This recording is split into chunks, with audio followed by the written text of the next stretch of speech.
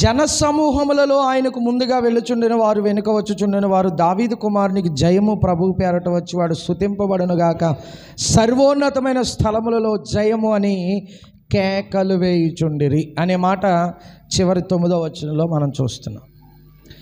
దేవుని బిడ్డలారా, మనం జాగ్రత్తగా ఈ వాక్యాన్ని కనుక అర్థం చేసుకోగలిగితే చదవబడినటువంటి లేఖన భాగంలో, ఈ వాక్య భాగంలో యేసు ప్రభు బేతనియా అను గ్రామంలోనికి వచ్చినప్పుడు జరిగిన సందర్భం, ఆ సందర్భం గురించి రాయబడినటువంటి మాటలు ఇవి.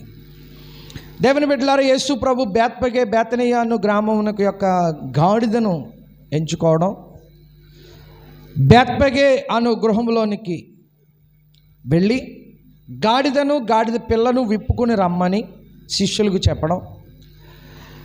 దేవుని బిడ్డలారా, బేతనియా అనగా ఖర్జూరపు ఉనికి అనే అర్థం, బేత్పగే అనగా అంజూరపు గృహం అనే అర్థం. ఈ గాడిదను గురించి మనము గనుక ఆలోచన చేస్తే, ఈ గాడిద మనుషునికి, అంటే ఇక్కడ ఉన్న ఒక్కొక్కరికి, మనకి, నాకు సాదృశ్యంగా కనబడుతుంది. దేవునికి స్తోత్రం కలుగునుగా. హల్లెలూయా. గాడిద ఒక మనుషునికి సాదృశ్యంగా కనబడుతోంది. గాడిద స్వేచ్ఛ లేనిది, కట్టబడి ఉంది. గాడిద ఎక్కడుందో చెప్పండి? కట్టబడి ఉంది. బేతనియాలో ఒక చోట అది కట్టబడి ఉంది. అంటే ఈరోజు గాడిద గురించి మనం ఆలోచన చేస్తే, గాడిద స్వేచ్ఛ లేనిది, స్వతంత్రం లేనిది. స్వతంత్రంగా అది బయటకు వెళ్ళలేదు, కట్టబడిపోయింది. దేవునికి స్తోత్రం. హల్లెలూయా. దేవుని బిడ్డలారా, ఇదిగో యోబు గ్రంథంలో 39వ అధ్యాయంలో 5వ వచనంలో మాట రాయబడింది. అడవి గాడిదను స్వేచ్ఛగా పోనిచ్చిన వాడెవడు, అడవి గాడిద కట్లను విప్పిన వాడెవడు అనే మాట కనబడుతుంది. యోబు గ్రంథం 39వ అధ్యాయం 5వ వచనంలో, అడవి గాడిదను స్వేచ్ఛగా పోనిచ్చిన వాడెవడు,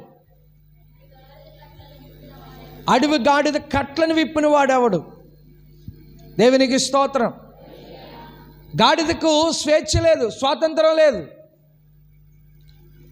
స్వతంత్రంగా తిరిగే అవకాశం లేదు అక్కడ. గాడిద ఎవరికి సాదృశ్యంగా ఉన్నారంటే ఒక్కొక్క మనిషికి సాదృశ్యంగా ఉంది. ఒకప్పుడు మనకు స్వాతంత్రం లేదు, పాపములో, శాపములో మునిగిపోయినాం,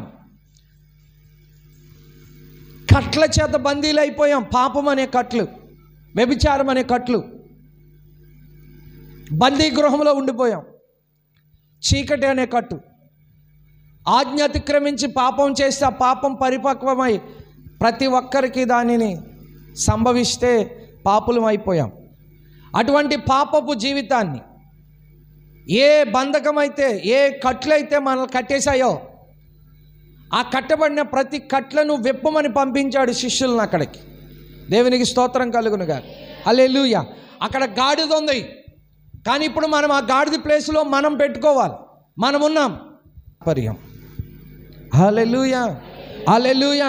ఈరోజు ఇంకా ఇక్కడ ఉన్నటువంటి వారిలో ఇంకా నేను అక్కడే ఉండిపోయానండి, చీకట్లోనే ఉండిపోయానండి, బంధకంలోనే ఉండిపోయానండి, ఆ కట్లే నన్ను ఇంకా కట్టేసే, ఎప్పలేదు ఇంకా అని అనుకుంటే గనక ప్రభు సెలవిస్తున్నటువంటి మాట, ఇదిగో మీరు వెళ్ళి ఆ కట్టబడిన గాడిదను, గాడిద పిల్లను విప్పుకొని రండి. విప్పగలిగేవాడు దేవుడు. మన జీవితాల్లో మన పరిస్థితులను మార్చి నడిపించగలవాడు దేవుడు. మన ప్రతి బంధకము నుండి విడిపించగలవాడు దేవుడు. మనం ఏ కట్లు చేత బందీలు అయిపోయామో ఆ కట్లను విప్పగలిగిన వాడు దేవుడు. రెండో మాట మనం చూస్తే, గాడిద మనుషునికి విరోధి. గాడిద మనిషికి విరోధి. దేవుని బిడ్డలారా, ఇక్కడ మనం గమనించినప్పుడు ఆదికాండం 16:12 ఉంటుంది, అతడు అడవి గాడిద వంటి మనుష్యుడు, అతని చేయి అందరికిని, అందరి చేతులు అతనికిని విరోధముగా ఉండును, అతడు తన సహోదరులందరి ఎదుట నివసించునని దానితో చెప్పగా. ఎవరితో చెప్పాడు ఈ మాట? ఎవరి గురించి చెప్పాడంటే ఇష్మాయేలు గురించి చెప్పాడు, హాగరుతో చెప్పాడు. ఆమెన్, హల్లెలూయా. ఆగరుతో చెప్పాడు ఇష్మాయేలు గురించి. అతడు గాడిద వంటి మనుషుడు, అతని చేయి అందరికిని, అందరి చేతులు అతనికిని విరోధముగా ఉండును. ఇష్మాయేలు ఎవరి బిడ్డ? అబ్రహాము బిడ్డ, హాగరు బిడ్డ. షారా దాసి అయిన హాగరుకు అబ్రహాముకు పుట్టిన బిడ్డ ఇష్మాయేల్. అతని గురించి ప్రభు చెప్తున్నటువంటి మాట, అతడు అడవి దూత చెబుతుంది, అతడు అడవి గాడిద వంటి మనుషుడు.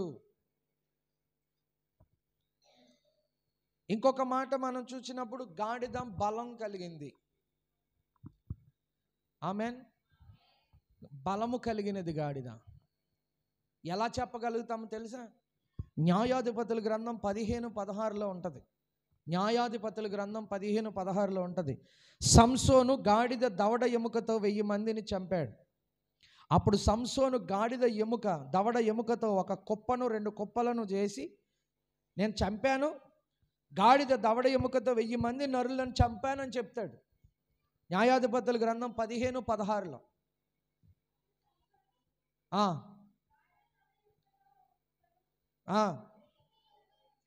ఒక కుప్పను 2 కుప్పలను చంపి ఉన్నాను, గాడిద దవడ ఎముకతో సంసోను.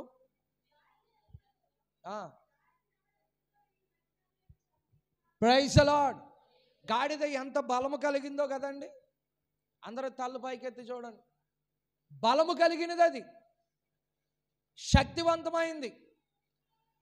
ఒక్క ఎముక తీసుకుని మొత్తం 1000 మందిని చంపేశాడు. ఎవరు? సంసోను బలాఢ్యుడే. సంసోను చేతిలో ఉన్నది ఆయుధం కూడా బలమైంది. హల్లెలూయా, హల్లెలూయా. ఆ యొక్క చంపినప్పుడు అతనికి సహాయం చేసిన వాడు కూడా బలాఢ్యుడే. ఇవన్నీ తోడైతేనే అక్కడ కార్యం జరిగింది. 1000 మంది అంటే మాట్లాడండి. హల్లెలూయా. సినిమాల్లో చూడండి, ఎంతమంది హీరో మీదకి వచ్చేసినా హీరో మాత్రం బతికేస్తాడు. హీరో అందరినీ చంపేస్తాడు, హీరో మాత్రం బ్రతికేస్తాడు. అలా చూపిస్తారు సినిమాలో. ప్రైజ్ ది లార్డ్, హల్లెలూయా. మరి ఇక్కడ రాయబడినటువంటి ఇక్కడ మనం చదువుతున్నటువంటి హీరో ఎవరో తెలుసా? సంసోన్. అతని విజయం ఇచ్చిన హీరో ఎవరో తెలుసా? దేవుడు. హల్లెలూయా. అతని విజయం ఇచ్చిన ఆయుధం ఏంటో తెలుసా?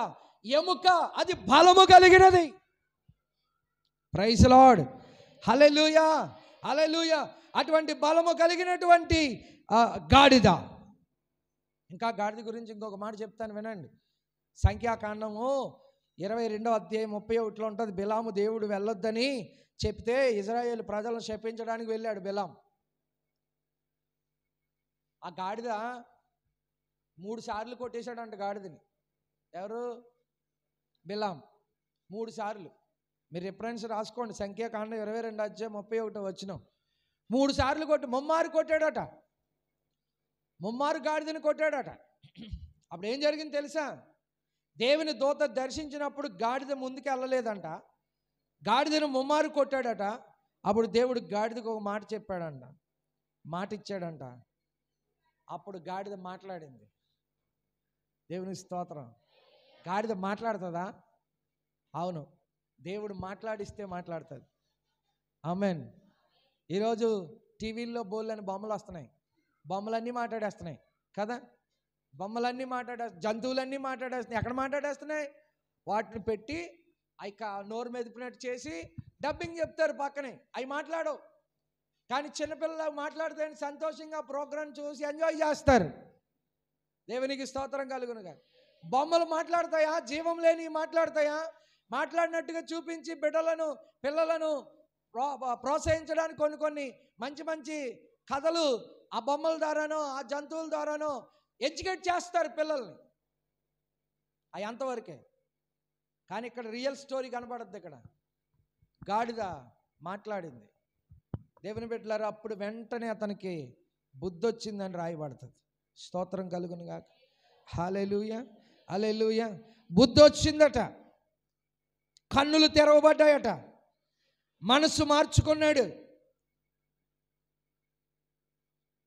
తర్వాత మనం చదివినటువంటి ఇక్కడ గాడిద పరిస్థితి మనం చూస్తే గనక, కట్టబడిన గాడిద ఎదురుగుండా ఉన్నటువంటి గ్రామంలోకి వెళ్ళండి, అక్కడ కట్టబడి ఉన్న గాడిదయు గాడిద పిల్ల కనబడుతుంది. విప్పుకుని రండి. ఎవరైనా ఇది ఎందుకు ఇప్పుతున్నామని అడుగుతారు. ఇది ప్రభువుకు కావాలని చెప్పండి అంట. Amen, amen. ఇది ఎందుకు ఇప్పుతున్నామని అంటే ఇది ప్రభువు కావాలని చెప్పండి. వారు తోలు పెడతారు, వారు వదిలేస్తారు, మిమ్మల్ని ఏమి చేయరు. కట్టబడినటువంటి గాడిదకు విడుదల, మనకు కూడా పాపపు కట్లతో కట్టబడి ఉండగా యేసయ్య పరలోకం నుండి భూమి మీదకి వచ్చి మన పాప కట్లను విడిపించాడు. అందుకే మనం పరిశుద్ధులమయ్యాం. అందుకే మనం యేసయ్య రక్తంలో కడగబడ్డాం. అందుకే ప్రభువుని వెంబడిస్తున్నాం. వాక్యములో మనం కనుక గమనిస్తే ఎవరైనా అడిగితే ప్రభువు కావాలని చెప్పండి అని పలికినట్లుగా మనము చూస్తాం. ఎందుకు అని అంటే ఈ రోజున ఎవరు ప్రభువుకి కావాలి అంటే, దేవుని బిడ్డలారా, ఇదిగో మనం ప్రభువుకి కావాలి, మనం దేవునికి కావలసిన వారు. ఈ రోజున పాపంలో కట్టబడిన మన పాపము నుండి విడుదల చేయ గోరుచున్నాడు ఆయన. మనము గాడిద వంటి స్వభావం గలవారే అయినా, పాపములో కట్టబడిన వారమైన, నలిగిన స్థితిలో ఉన్నవారమైన యేసుకు కావలసింది పాపములో ఉన్న కట్టబడి ఉన్నటువంటి వాళ్ళే కావాలి. అందుకే ఆయన మీరు లోకానికి నేను ఎవరి కోసం వచ్చానంటాడు బైబిల్ గ్రంథంలో? పాపుల కొరకే వచ్చాను, పాపుల కొరకే నేను వచ్చాను అంటాడు. దేవునికి మహిమ కలుగును గాక. హల్లెలూయా. పాపుల కొరకే వచ్చాను నేను, పాపులను వెదక వచ్చాను నేను. ఈ రోజున మనం ఏ పాపంలో ఉన్నాం, విడుదల కలుగు చేయువాడు ఆయన. మనం గాడిద వంటి స్వభావం కలవారమే అయినా పాపంలో కట్టబడిన వారైన మనలను ప్రభు తన పాత్రగా వాడుకోవాలని చూస్తున్నాడు. అందుకే ఈ రోజున మనం ఆయన పిలుపును నిర్లక్ష్యం చేయకూడదు. ఈరోజు చాలామంది ఆయన పిలుపును నిర్లక్ష్యం చేస్తున్నారు. ప్రయాసపడి భారం మోస్తున్న సమస్త జనులారా మీరు నా యొద్దకు రండి, ఆయన పిలుస్తున్నాడు. కానీ ఆయన పిలుపుని నిర్లక్ష్యం చేస్తాను. ఇప్పటికి కూడా బాప్తిసం పొందిన వాళ్ళు ఇక్కడ ఉన్నారేమో. ప్రభు చెప్తున్నాడు, ఏ రోజు ఏం జరుగుతుందో తెలియదు. అవండి, ఈరోజే చనిపోతాం, రేపే చనిపోతాం, లేకపోతే ఎల్లుండు 2025లో చనిపోతామని ఏమీ మనకు రాసి ఇవ్వలేదు. ఒక లెటరు, ఒక తీర్మాన పత్రం రాసి ఇవ్వలేదు, నీ జీవితం ఎక్కడితో అంతమైపోద్దని. అలా అంతమైపోతే అందే సర్దేసుకుంటాం మనం. Praise the Lord. అందుకే వాక్యం చెబుతుంది, ఆయన దొంగ వలె వస్తాడు మనల్ని తీసుకెళ్ళడానికి. ఆయన రాకడా మన పోకడ రెండాట్లు ఏదోటి జరుగుతుంది, టైం లేదు. అందుకని మనము ప్రభువుని నమ్మేవారుగా, విశ్వసించేవారుగా, ప్రభు కొరకు రక్షణ పొందేవారుగా ఉండాలి. ఇంత గొప్ప రక్షణను నీవు నిర్లక్ష్యం చేస్తే ఎలా తప్పించుకుంటావు అని అడుగుతున్నాడు ఒక చోట. అందరూ చేతులు పైకేసి స్తోత్రం చెప్పండి. హల్లెలూయా. ఇంత గొప్ప రక్షణను నీవు నిర్లక్ష్యం చేస్తే ఎలా తప్పించుకుంటావు? వయసుతో సంబంధం లేదు. యవనస్తులు వెళ్ళిపోతున్నారు, పిల్లలు వెళ్ళిపోతున్నారు, పెద్దలు వెళ్ళిపోతున్నారు, హార్ట్ అటాక్ అంటున్నారు, యాక్సిడెంట్ అంటున్నారు, వేరు పరిస్థితులు అన్నీ దూరం చేసేస్తున్నాయి. అటువంటి భయానకమైనటువంటి పరిస్థితుల గుండా నేటి క్రైస్తవ్యం ప్రయాణం చేస్తుంది. ఇటువంటి ప్రయాణాన్ని మనం కొనసాగిస్తున్నాం. భయంకరమైన ప్రయాణం. ఈ ప్రయాణంలో మీరు కట్టబడి ఉంటే విడిపింపబడి ఆయన పిలుపును నిర్లక్ష్యం చేయకుండా ప్రభు దగ్గరికి రావాలి. ఎందుకు యేసు ప్రభు గాడిద మీద దీనుడై వస్తున్నాడని మనం కనుక ఆలోచన చేస్తే వాక్యం చెబుతుంది, దీనులైన వారిని మహాగనులుగా చేయటానికి దీనుడిగా వస్తున్నాడంట. చేతుల పైకి ఎత్తి స్తోత్రాలు చెబుదాం. హల్లెలూయా, హల్లెలూయా. దీనుడై ఎందుకు రావాల్సి వచ్చిందంటే మనందరినీ మహాగనులుగా ఎంచడానికి, ఘనమైన వారిగా ఎంచడానికి. ఆమేన్, హల్లెలూయా. ఈరోజు మనల్ని పిలుస్తున్నాడు ప్రభు. మీకు చెప్పనా, గాడిదకు ఎన్నడూ లేని ఘనత వచ్చింది. గాడిదకు ఎన్నడూ లేని ఘనత వచ్చింది. చీరలు పరుస్తున్నారండి.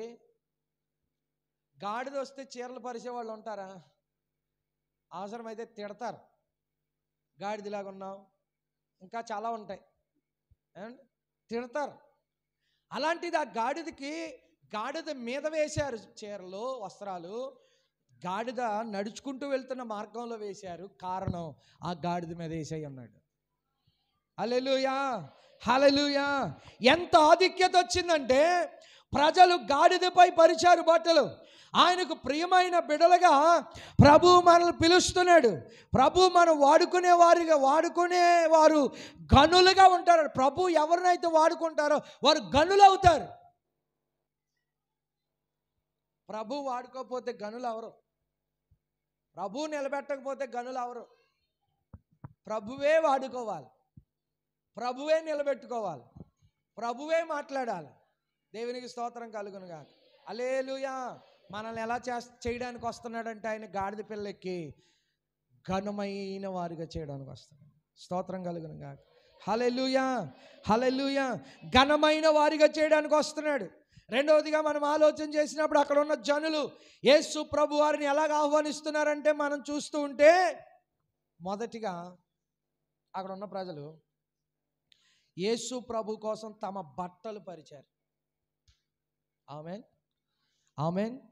వస్త్రాలు దేనికి సూచన తెలుసా? మన జీవితానికి సూచన. వస్త్రం మన జీవితానికి సూచన. యేసయ్యకు మన జీవితాన్ని అప్పగించి రాజులు రాజుగా ఆయన ఆహ్వానించాలి. మన జీవితాన్ని అప్పగించి ఆహ్వానించాలి. నేను నీకు సమర్పించుకుంటున్నానయ్యా, నువ్వు రా నా జీవితంలో కానీ ఆహ్వానించాలి. స్తోత్రం కలుగునుగా. హల్లెలూయా. చెప్పండి గట్టిగా, హల్లెలూయా. మొదటిది ఏంటి చెప్పండి? యేసయ్యను మనం ఎలాగ ఆహ్వానించాలి? హృదయపూర్వకముగా ఆయన ఆహ్వానించాలి. వస్త్రములు పరిచారండి, దాని అర్థం ఏంటి?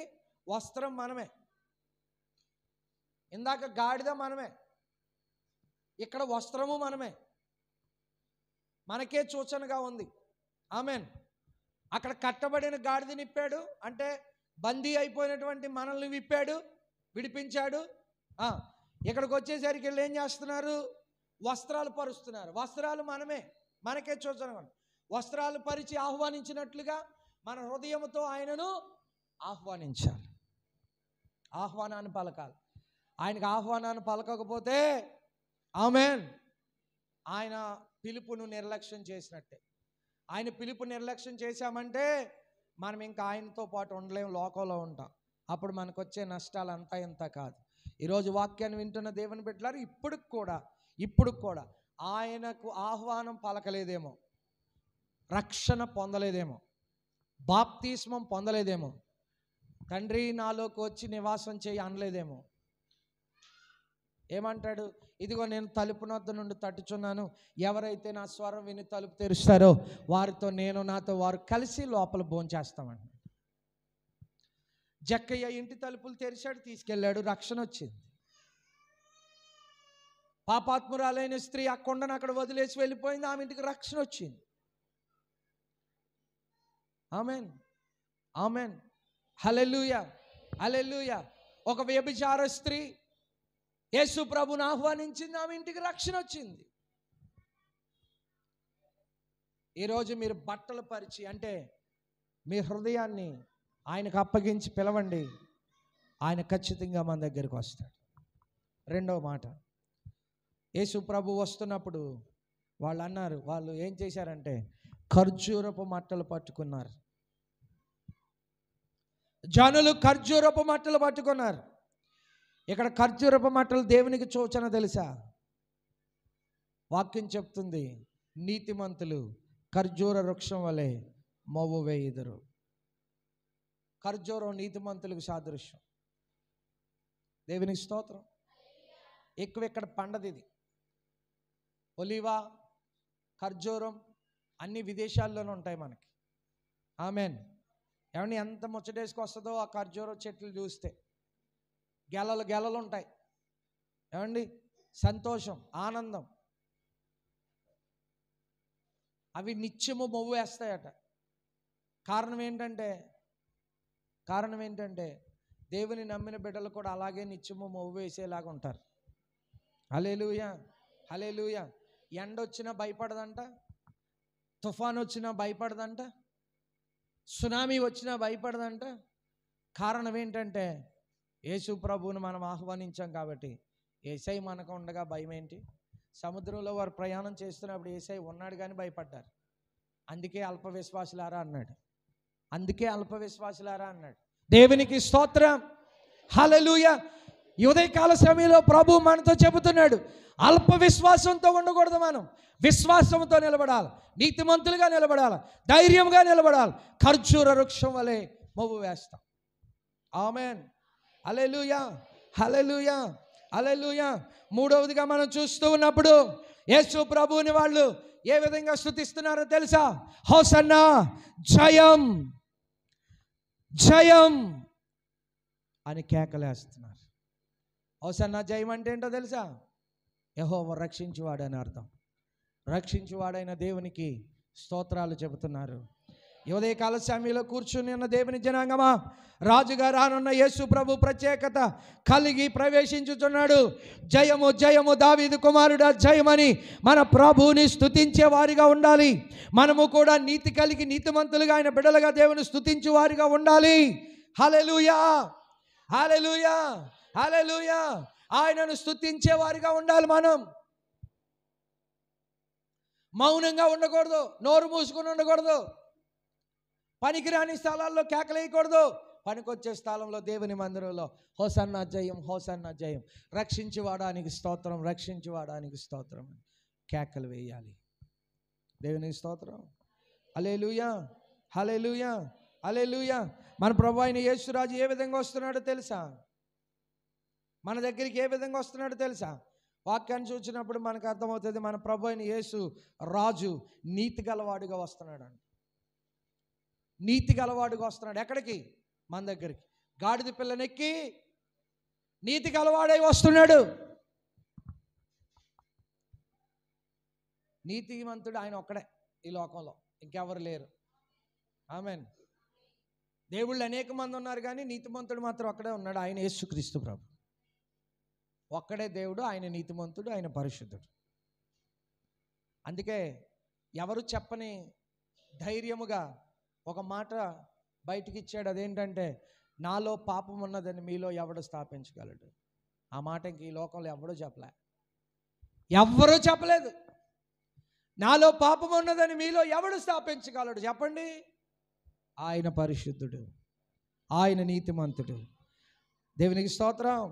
మలాకీ పుస్తకంలో ఉంటుంది, అయితే నా నామమందు భయభక్తులు గలవారు నీకు నీతి సూర్యుడు ఉదయించును, అతని రెక్కలు ఆరోగ్యం కలుగు చేయును. ఒక్కసారి చేతులు పైకి స్తోత్రాలు చెప్తారు.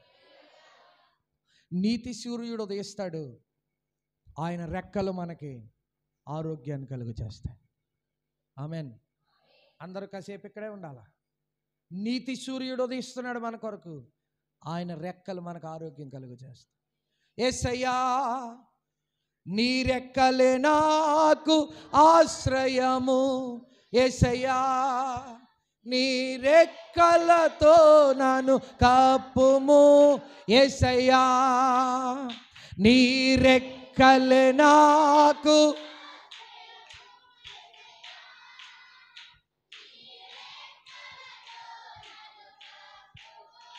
నీవే నా శైలము. పాడండి, చప్పట్లు కొడుతూ పాడదాం.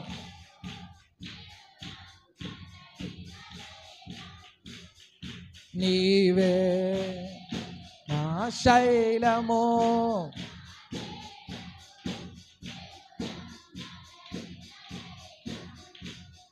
నీవే నా శైలము. గట్టిగా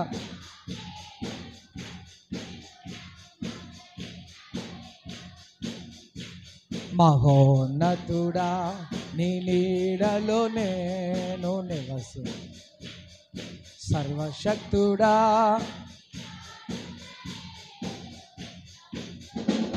మహోన్నతుడా నీ నీడలో నేను. స్వరమెత్తి పాడుదాం.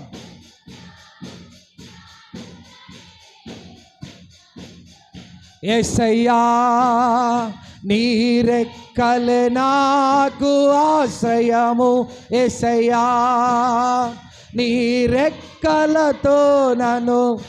ఆమేన్. యేసయ్యా నీ రెక్కలే నాకు ఆశ్రయము,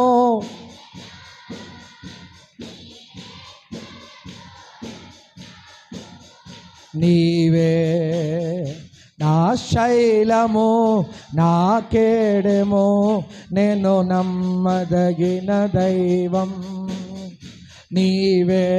పాడాలి.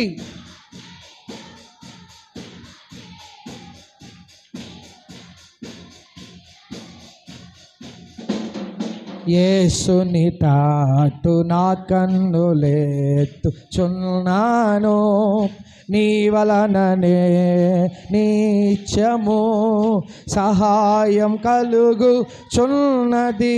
ఆమేన్. యేసుని తాటు నా కన్ను, గట్టిగా సహాయం కలుగు, ఏ అపాయము రాకుండా నా కుడి ప్రక్కన నిలువుము, నా ప్రాణము నిరంతరం కాపాడువాడవు నీవే. ఏ అపాయము,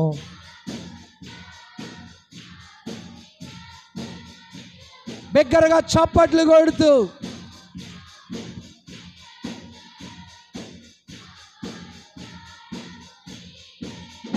నా రక్షణ శృంగమా, నా ఆశ్రయ దుర్గమా.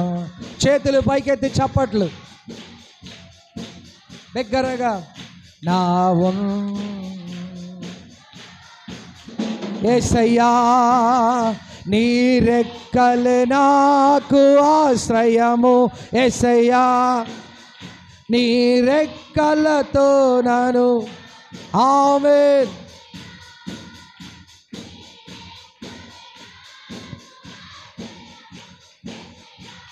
నీతి సూర్యుడు ఉదయించాడు, అతని రెక్కలు ఆరోగ్యము కలుగు చేస్తాయి.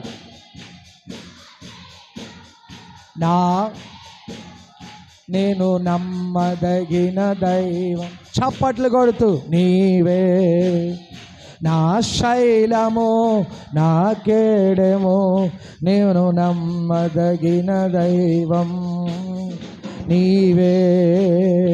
నా శైలము, నాకే. హల్లెలూయా, హల్లెలూయా. అతని రెక్కలు ఏం చేస్తాయి అంటున్నాడండి. ఈ మాట నాకు చాలా బాగా నచ్చింది. అంటే బైబిల్ అంతా నచ్చలేదా అంటే కాదు, కానీ ఈ మాట చాలా చాలా చాలా బాగా నచ్చింది. దేవునికి స్తోత్రం కలుగునుగా.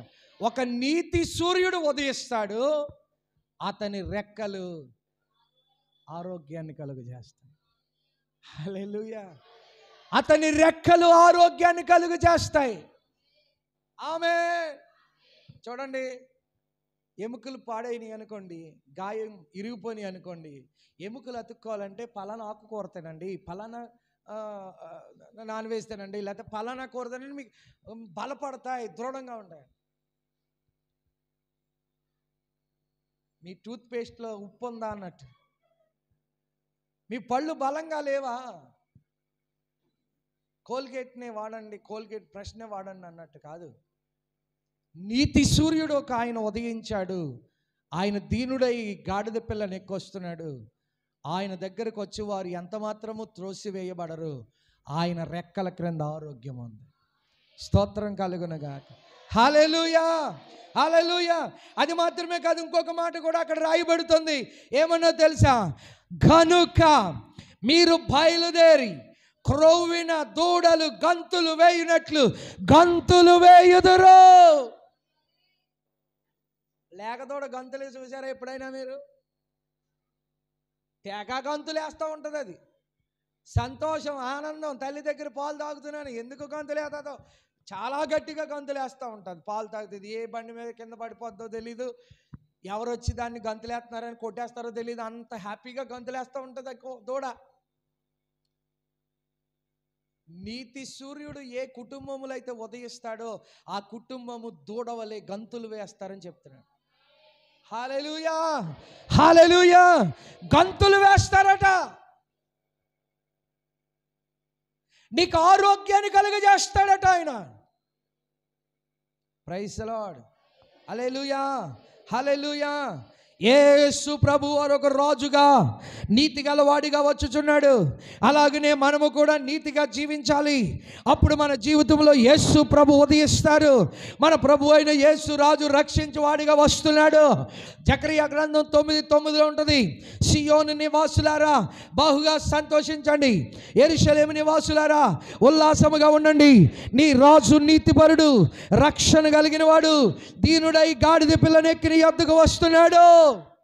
ఆయన మనల్ని రక్షించడానికి వస్తున్నాడు. హల్లెలూయా, హల్లెలూయా. ఆయనే మనలను రక్షించడానికి వస్తున్నాడు.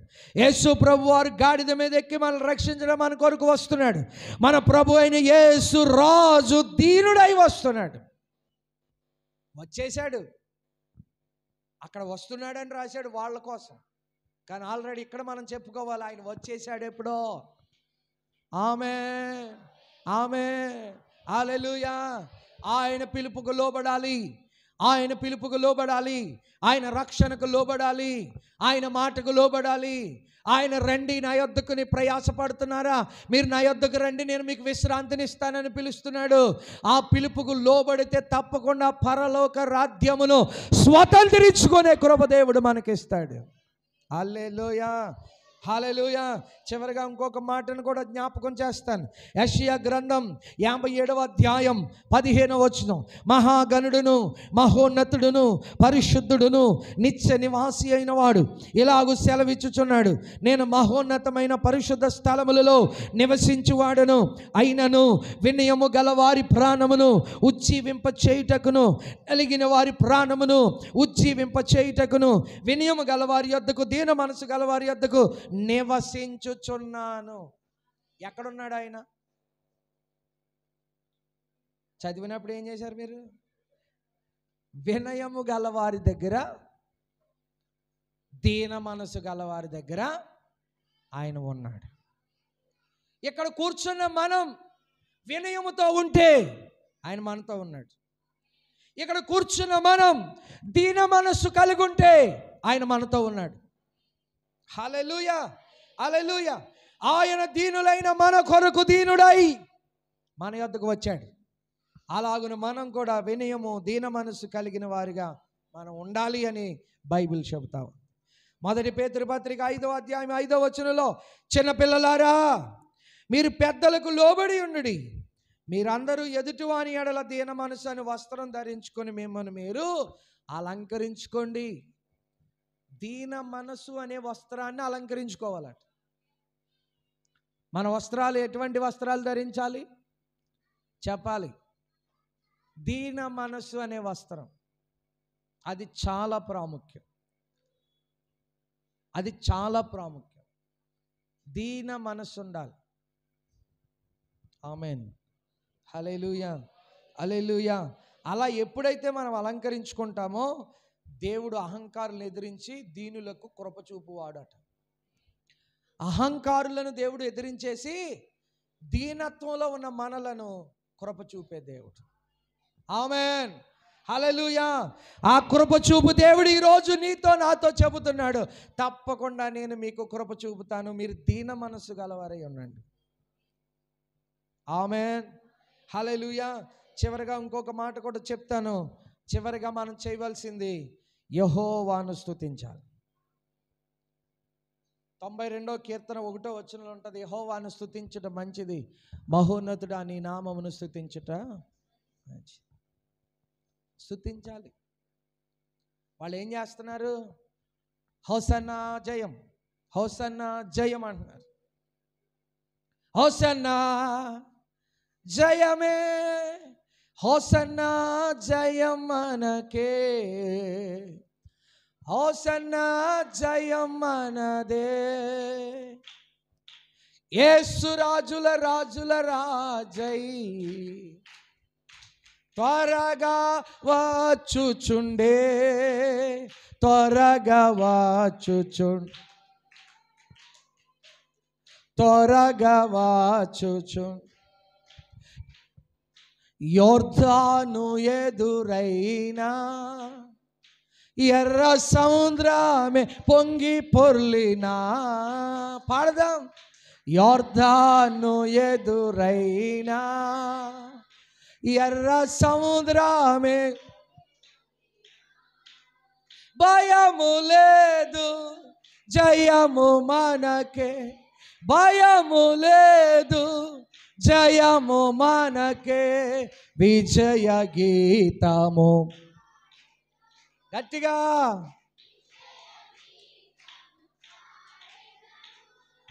హోసన్నా జయమే, హోసన్నా జయం మనదే.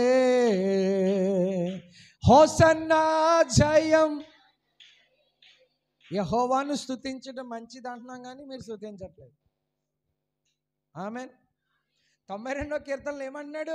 యెహోవాను స్తుతించడం మంచిది, మహోన్నతుడా నీ నామమును స్తుతించడం మంచిది.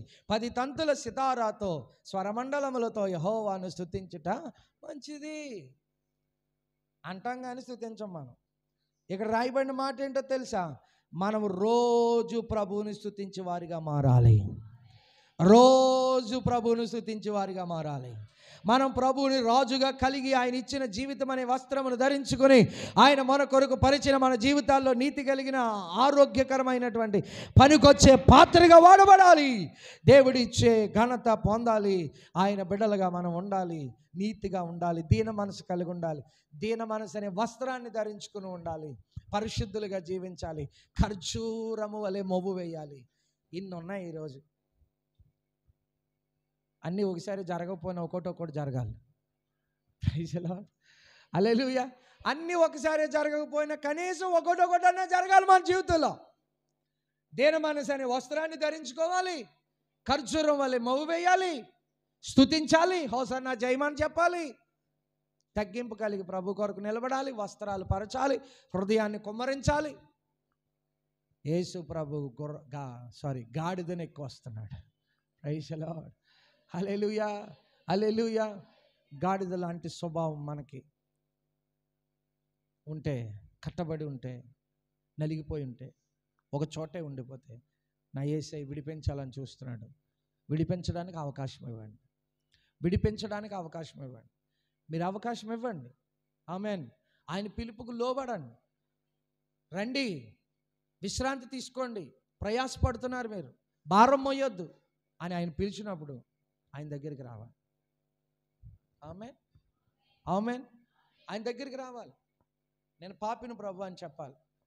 నేను అబద్ధికుడిని అని చెప్పాలి. అంటే మీరు కాకపోతే చెప్పక్కర్లేదు, అయితే చెప్పాలి. మోసగాళ్ళు అయితే మోసగాని ప్రభువా క్షమించు నాయన, నీ రెక్కల క్రింద నాకు ఆరోగ్యం ఉంది కదా, నీ దగ్గరికి నేను వచ్చేసాను దీన మనసుతో. దీన మనసు అనే వస్త్రాన్ని ధరించుకుని వచ్చేసాను. నువ్వు పిలిచావు, పిలుపుకు లోబడ్డానని ప్రభు దగ్గరికి వచ్చి ప్రభువుని స్తుతించగలిగితే ప్రభువు నీకు పరలోక రాజ్యాన్ని ఇస్తాడు. ఆమేన్. పరలోక రాజ్యాన్ని ఇస్తాడు.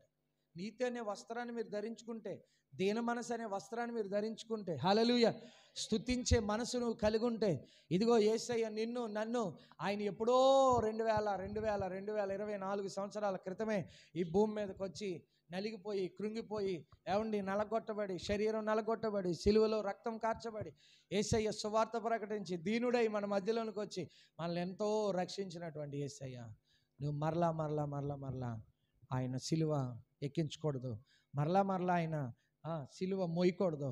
మరలా ఆయన మన దగ్గర రెండో రాకడలో వస్తున్నాడు. మొదటి రాకడ అయిపోయింది, రెండో రాకడలో వస్తున్నాడు. రెండో రాకడ ఎలా ఉంటుందో తెలుసా? మనల్ని తీసుకెళ్ళడానికే వస్తాడు ఆయన, ఇంకేముండదు. ఆమేన్. పరిపాలన చేస్తాడు, ఆయనే పరిపాలన చేస్తాడు. అయితే ఆ పరిపాలన ఎలా ఉంటుందంటే, నువ్వు మంచిగా బ్రతుకు, చెడ్డగా బ్రతికావు, నువ్వు నరకంలోకి, ఇంకా అట్లా ఉంటుంది తప్ప ఇక మళ్ళా మరొకటంటూ ఏముండదు. కాబట్టి ఇది చాలా బాధ్యతతో, భారంతో, సీరియస్గా ఈ మాట మీరు తీసుకుని దీనుడై వచ్చుచున్న యేసయ్యకు మీరు ఎదురెళ్ళి, ప్రభువా నేను కూడా రక్షణ పొందాలనుకుంటున్నానని నువ్వు చెప్పగలిగితే కనుక తప్పకుండా నా దేవుడు నిన్ను ఆశీర్వాదకరంగా మార్చడానికి వీలు కలుగుతుంది.